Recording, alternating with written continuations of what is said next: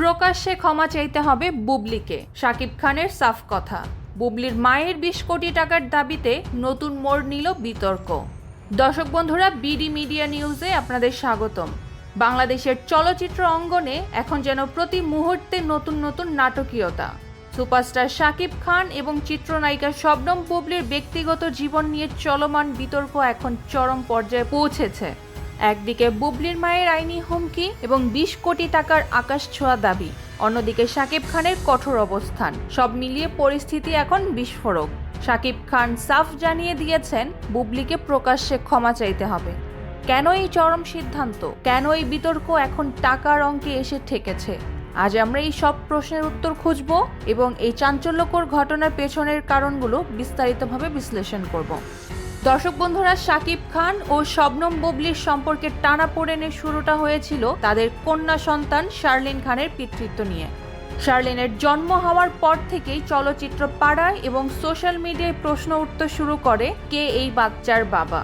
শাকিব খান শুরু থেকেই শার্লিনকে নিজের সন্তান হিসেবে স্বীকৃতি দেননি। তিনি বারবার ডিএনএ টেস্টের প্রস্তাব দিয়েছেন, কিন্তু বুবলি সেই প্রস্তাবে সাড়া দেননি। শাকিব খানের এই অস্বীকৃতি বুবলি এবং তার পরিবারকে ক্ষুব্ধ করে তোলে এবং পরিস্থিতি ধীরে ধীরে জটিল হতে থাকে।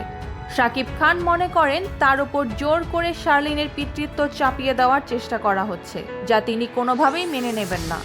দর্শক বন্ধুরা, বিতর্ক যখন তুঙ্গে, ঠিক তখনই বুবলির মা প্রকাশ্যে এসে শাকিব খানের বিরুদ্ধে বিস্ফোরক অভিযোগ তোলেন। তিনি দাবি করেন শাকিব খান যদি তাদের কন্যা সন্তান শার্লিনের দায়িত্ব না নেন, তবে তিনি শাকিব খানের বিরুদ্ধে মামলা করবেন এবং প্রয়োজনে উচ্চতর আদালতের দ্বারস্থ হবেন।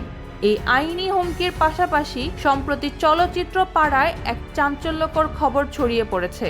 বুবলির মা নাকি শাকিব খানের কাছে 20 কোটি টাকার দাবি করেছেন। এই বিশাল অঙ্কের টাকা দাবি করার খবরটি চলচ্চিত্র অঙ্গনে রীতিমতো তোলপাড় সৃষ্টি করেছে। অনেকেই মনে করছেন এটি শাকিব খানকে চাপে ফেলার একটি কৌশল। শাকিব খানের ঘনিষ্ঠ সূত্রগুলো জানিয়েছে, বুবলির মায়ের এই ধরনের দাবি শাকিব খানকে আরো বেশি ক্ষুব্ধ করেছে। তিনি মনে করেন এটি তার সম্মানহানি করার এবং তাকে আর্থিকভাবে ক্ষতিগ্রস্ত করার একটি সুপরিকল্পিত চেষ্টা। শাকিব খান তার ব্যক্তিগত সহকারীর মাধ্যমে গণমাধ্যমকে স্পষ্ট জানিয়ে দিয়েছেন যে তিনি এই ধরনের কোনো অযৌক্তিক দাবি মেনে নেবেন না। দর্শক বন্ধুরা, শাকিব খান বর্তমানে তার কেরিয়ারের অন্যতম বড় প্রজেক্ট কোটি টাকার কাবিন 2 নিয়ে ভীষণ ব্যস্ত। এর মধ্যেই ব্যক্তিগত জীবনের এ ধরনের বিতর্ক তাকে মানসিকভাবে বিপর্যস্ত করেছে। একদিকে শার্লিনের পিতৃত্ব বিতর্ক, অন্যদিকে বুবলির বিভিন্ন কুরুচিপূর্ণ মন্তব্য এবং এখন বুবলির মায়ের আইনি হুমকি ও 20 কোটি টাকার দাবি। সব মিলিয়ে শাকিব খান এখন চরম বিরক্ত। তিনি মনে করেন সব ঘটনা তার ব্যক্তিগত জীবন এবং পেশাগত জীবনে নেতিবাচক প্রভাব ফেলছে।